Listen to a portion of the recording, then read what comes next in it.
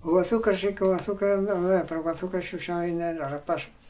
Porque iso, a defunta miña tía, chegaron a ir a Vigo con el, levaban hasta Vigo, o azúcar, de contrabando. Non sei se viña de Portugal, onde viña, pero era rapaz pequeno, non sei. Non sei o que andaba con iso.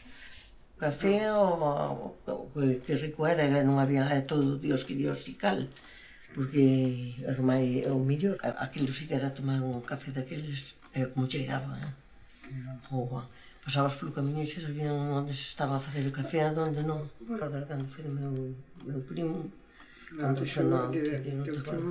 foi do meu primo que andaba tamén co contrabando, colleron a varios, e despois eles veñan escondido, porque estuvo na nosa casa escondido, e iba a Guardia Civil e dicíanos: están por aí fulano e tal. Non miramos, nos éramos, eu era pequena, e despois veu Pinte Santos e dixo inmediatamente: hai que, este home non se pode, porque outros querían mandar á beira do río, falaron coa Guardia Civil, de un deses que se dedicaba a traer o contrabando de Portugal e a traerlo para España, pois quería, para non coller elas, para non coloparan el, quería mandar á beira do río e que o mataran.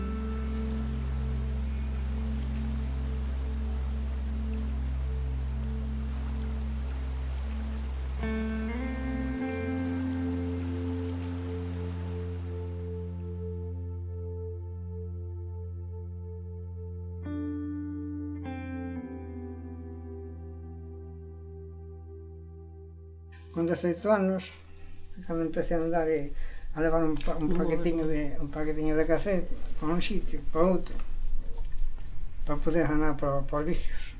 Ganei niso, de levar un saquiño de café. Un día na mesa, por favor. De vez en cando levar un saquiño de café. Non era todos os días tampouco. Non, xa. Porque senón, todos os días 5 euros. Eran moitos gastos.